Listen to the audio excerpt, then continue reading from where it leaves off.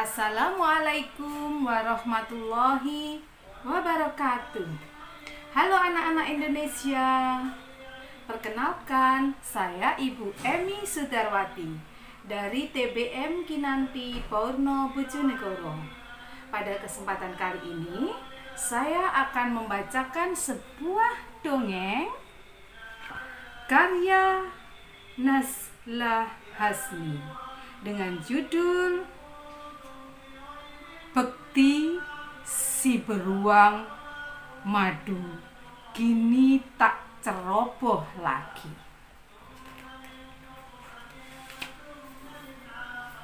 Selamat menyaksikan.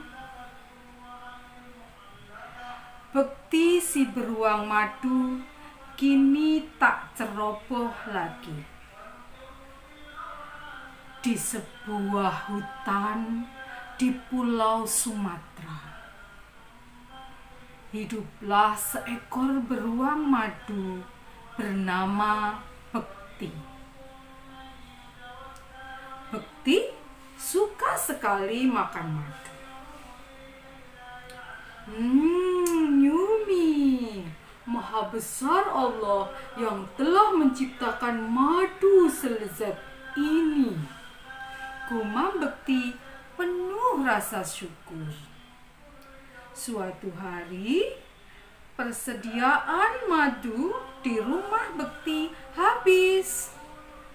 Maka Bekti pun bersiap-siap mengambil madu lagi. Saatnya bekerja.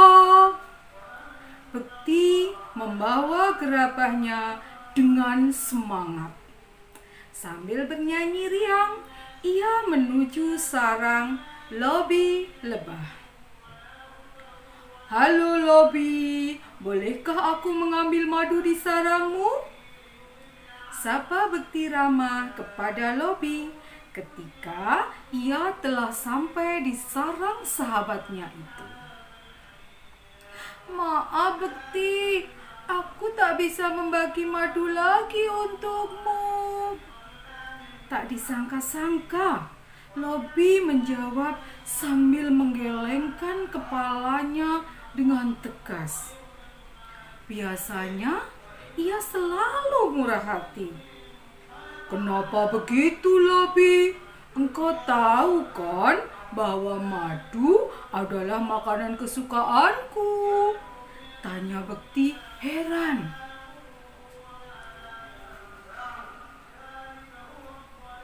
Setiap kali mengambil madu, ada saja salah satu bagian sarang yang kau rusak, sehingga banyak madu berceceran.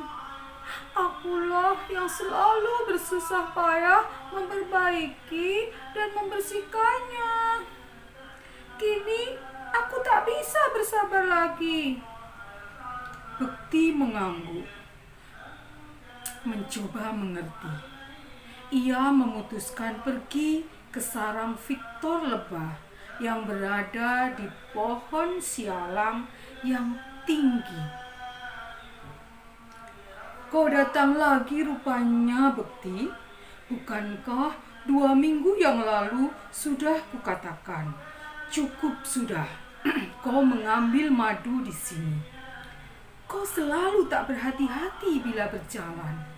Lihatlah, bahkan bunga-bunga anggrek liar ini belum mekar lagi sejak kau injak. Ujar Violet sambil menunjuk segerombolan bunga anggrek yang tumbuh tepat di bawah sarangnya. Sebagian dahan bunga anggrek itu tampak patah. Bekti kecewa mendengar jawaban sahabatnya itu. Tak apa, masih ada Penny lebah, sahabatnya yang lain. Penny pasti mau membagi madunya, batin Bekti. Penny, bolehkah aku meminta madu? Tanya Bekti ketika ia sampai di sarang Penny di lereng lembah. Maaf Bekti, aku tak tak bisa mengizinkanmu lagi. Setiap kali engkau datang, gerakan tanganmu yang kasar saat mengambil madu mengganggu anak-anak burung yang sedang tidur di sebelah sarangku. Sekali lagi, maaf ya, aku tak mau membuat mereka resah lagi. Lagi-lagi, Bekti harus kecewa. Akhirnya, Bekti menuju rumah Bila. Lebah di tepi telaga. Ia berharap Bila masih memiliki persediaan madu untuknya. Tak berapa lama, sampailah Bekti di tepi telaga. Ketika melihat air telaga yang berkilatan ditimpa sinar matahari, Bekti tak bisa menahan diri untuk berkecipak-kecipuk merasakan segarnya air. Hal ini membuat ikan-ikan menjadi panik dan berlarian ke sana kemari. Bahkan di antara mereka ada ikan-ikan kecil yang masih lemah karena baru saja menetas dari telurnya. "Bekti, hati-hati dong!" teriak seseorang. Itu suara Bila lebah. Rupanya ia melihat kelakuan Bekti yang mengadu-adu air telaga. "Aku hanya ingin minum saja," sahut Bekti membela diri. Kau belum berubah juga. Kau sekedar minum, tak perlu sampai membuat ikan-ikan itu lari. "Maafkan aku." "Oh iya Bila, bolehkah aku minta madu?" tanya Bekti kemudian. "Maaf, tak bisa. Kau selalu mengobok-obok telaga dan membuat ikan-ikan temanku itu ketakutan. Kasihan mereka." Sempurna sudah kekecewaan Bekti. Lapar dan capek menyerangnya bersamaan. Apalagi siang ini matahari musim panas bersinar terik. Bekti memutuskan beristirahat di bawah pohon yang rindang sambil menikmati semilir angin.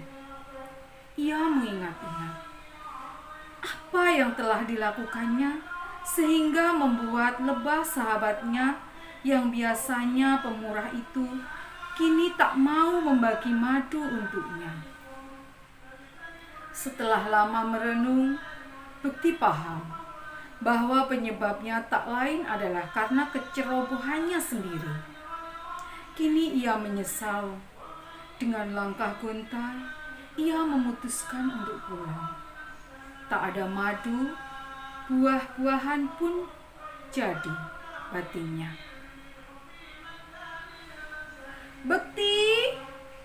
Ketika hendak berbelok ke arah rumahnya, tiba-tiba ada suara memanggil Bekti. Ternyata Paman Edo, kerbau yang memanggilnya. Ia membawa 2 bilah kayu di punggungnya. Sepertinya Paman Edo butuh bantuan. "Bekti, apakah kau bisa membantuku? Kayu-kayu ini berat sekali." Bekti sebenarnya ingin menolak. Setelah kejadian seharian ini, ia lelah dan lapar sekali. Namun, melihat Paman Edo yang tampak kesulitan, ia jadi iba.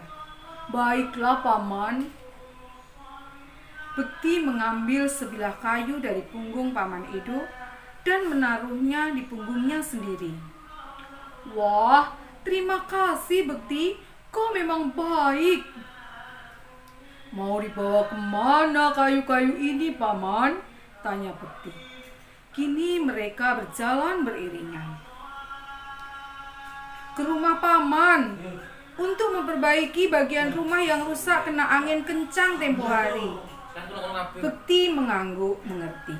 Beberapa lama kemudian mereka sampai di rumah Paman Edo di ujung hutan.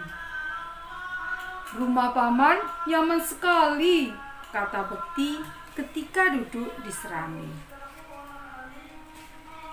Meski sering bertemu Paman Edo di jalan, baru kali ini Bekti mampir ke rumahnya. Paman Edo menyuguhinya aneka makanan bikinan Bibi Lena istrinya. Hari sudah sore, saya harus segera pulang. Terima kasih banyak jamuannya Paman dan Bibi.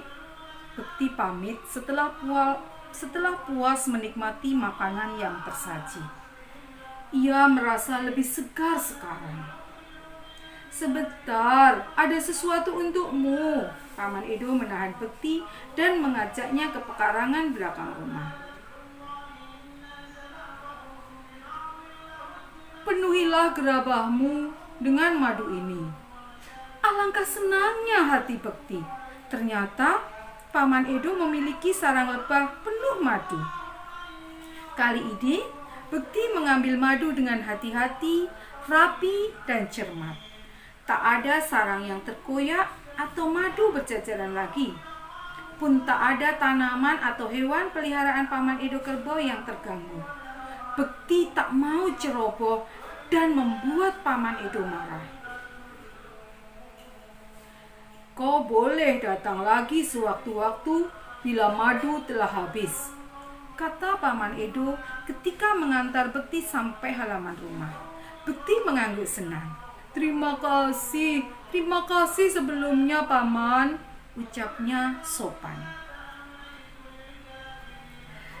Demikianlah cerita yang berjudul Bekti si Peruang Madu Kini Tak Ceroboh Lagi, karya Nazalah Husni.